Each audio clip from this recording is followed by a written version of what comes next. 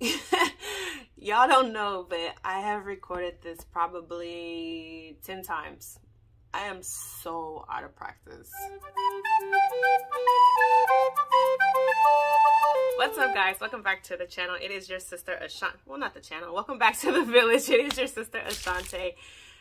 Yeah, it's been about a year since my last video. Not about. It has definitely been a year, and y'all have not let up on me. It was comments like this one that made me say, okay, get your life together. So yes, welcome back to the village. We are back in this thing. We will get better. If you are new to the village, welcome. Please don't forget to hit that subscribe button. I have a consistency issue. Bear with me. I am getting better. You will see a difference, I promise you. Before we get into the video, I just want to acknowledge the fact that I have ratchet nails again. I know how sometimes people are like, oh, look at your nails. No, sis. I already said it. Okay, my nails are ratchet. We literally just got back from Tulum and Cancun. We were in the water every single day. We were there a little over a week. And yeah, that's what happened to my nails. So, reasons why you should... reasons why you should subscribe to us. If you haven't noticed, we are a little bit different than the other homeschool channels you're probably watching and gaining information from, and that's because I am a single parent. I am a single parent to an only child. My daughter is 12. 12, y'all, she's 12. Oh, these kids. Yes, my daughter is 12 years old now. She is literally this close to being as tall as me, and then she's about that close to being taller than me. It's really frustrating, and you know how kids are. They're like, but let me see, and she like goes like this to see how tall she is. Get out of here. But yeah, so she's 12. So I homeschool in the city, not in the country. I don't have a barn that I converted. I got an apartment, you know what I'm saying? So it is a little bit different. So we try to be very real, try to be very honest with you guys, so that way you can see this is doable, that we are all in this together. That is why it's called a village. So now that we've got that fun stuff out of the way, let's talk about where we've been. It has been a year, so let's just go back to where we were May 2020. May 2020, all of the world. Ooh, I need to put in those sparkly effects. Ooh, all of the world was shut down. Your day consisted of going to the grocery store and praying there was toilet paper there. And we were no different. As you guys know, if you don't know, I am a critical care nurse. May of 2020, Houston did not have any COVID cases at that point in time. We were actually doing pretty good. Excuse me. Our census in the hospitals were very low. Excuse me. And we had cut out like anything extra. There were no procedures, no visitors could come. So a lot of time we had too much staff for the amount of patients that we had. So the hospitals were putting us on call, they were canceling us. We weren't making our hours. So you had some nurses who were super excited because, no, I won't say super excited. They were happy because they weren't dealing with situations like what people were dealing with in New York. And then you had some nurses who felt like we should have been doing more. That's kind of where I was at that point, where here I am, I know this stuff. I've been a nurse for almost 10 years. I could be helping, but I'm at home. You know, so there was kind of a guilt that was happening there. But then June happened and COVID came to Houston. And when COVID came to Houston, it did not come to play. You know, and it's weird because we had all this time. We had time when COVID was wreaking havoc in New York in January, where I felt like we could have been, I felt ill prepared. Let me just say that. Some people may have felt like, oh, the hospitals were completely ready, but I felt ill prepared. And I won't get too much into it, but it was tough. It definitely felt like a war zone. And that was from June to about August, into August, where Houston just got mollywalked by COVID. What happened during that time, because there were so many patients and not enough staff, they start bringing in travel nurses again.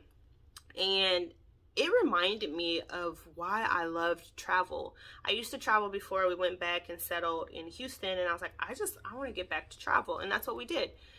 Once COVID settled down in Houston, I picked up with a travel agency. From September to January, I traveled and worked in a small town in Southeast Texas. Whoo, child, that was an experience by itself. But then in January, we were able to come back to Houston and worked from January to April in the heart of Houston, helping with COVID cases as well. And actually just mid-April, the cases got so good here that the state let pretty much all of us crisis workers go. And I say with a smile that I'm unemployed, because that means the COVID numbers here are great. Now, I am still a little leery. My dog's messing with the light, so if it changes, it's her fault. I'm still a little leery. Like, when I see what's happening in India right now, it breaks my heart and it scares me, because I don't want to deal with that again. And I want to make sure that, you know, we keep our safeguards in place. You know, I pray for them every day, because I know what those nurses and doctors are going through.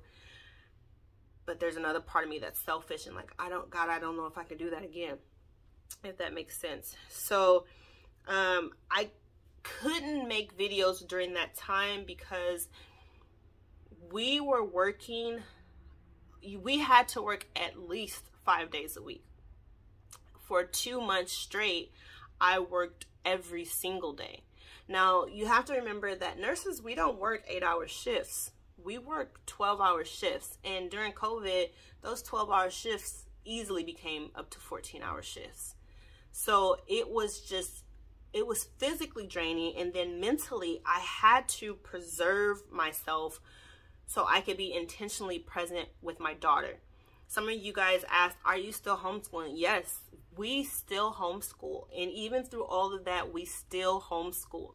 It looked mighty different, mighty different. And we'll do a video about that. But yes, we still homeschool during that time. But even more so than being present just for her education, I need to be present for her. You know, I am a single parent who was going and working with COVID patients. I didn't want to bring it home, you know, so knowing that I had that fear of bringing it home, I wanted to make sure that she didn't have any fears of what could have been brought home or what her friends were saying, because kids are smart. Kids talk. Oh, see, she made a cameo. Kids are smart and kids talk. And I wanted to make sure that she was okay always. There's no way that I could travel. There's no way that I could help someone else if my own family was struggling.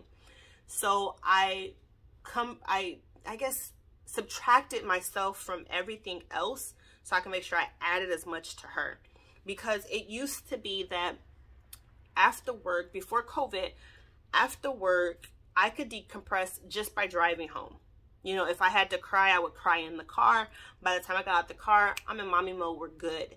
But with COVID and with it back to back to back to back with no break, decompressing would be driving home, taking a shower, and sometimes even taking a quick nap after work, waking up, and then, you know, being in mommy mode, being present.